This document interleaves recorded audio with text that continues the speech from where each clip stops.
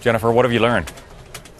Well, what we've learned, actually, John, is from British sources, and it relates to that attack on Gaddafi's compound in the capital, Tripoli, last night. We were among the first to report that there were 2 British Tomahawk missiles that fired on that compound, fired from submarines in the Mediterranean. Now we have learned that the British fighter jets had 7 missiles. They were, in fact, going to be fired from Tornado fighter planes onto that compound, but the mission had to be cut short because of the presence of CNN television crews and Reuters journalists on the ground who had been taken to the site by the Libyan Ministry of Information. So the British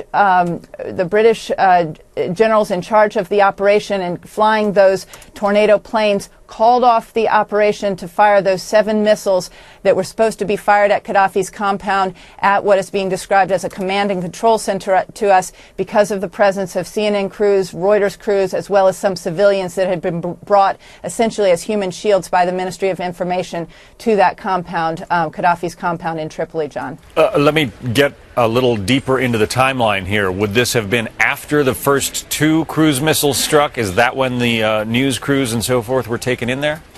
That's exactly right. It was about 4:30 p.m. Eastern yesterday when the first smoke rose from Gaddafi's compound. 2 Tomahawk missiles had been fired from the British submarine that is in the Mediterranean right now. It's the HMS Triumph.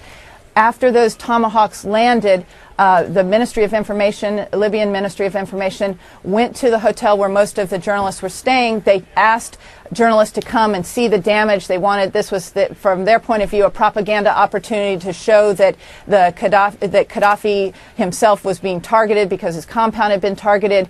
Some news crews decided to go. Others, including our Steve Harrigan, did not go to the compound. They were concerned that they could be used as human shields. And what we are now learning is that British Defense Forces had to call off Tornado fighter planes that were loaded with 7 missiles that were destined for that compound because of the presence of those news crews on the ground. There was a Reuters crew as well as a CNN crew, as well as about 15 other journalists, and then some Libyan civilians that had been brought to the scene, John. Jennifer Griffin at the Pentagon Force, thanks.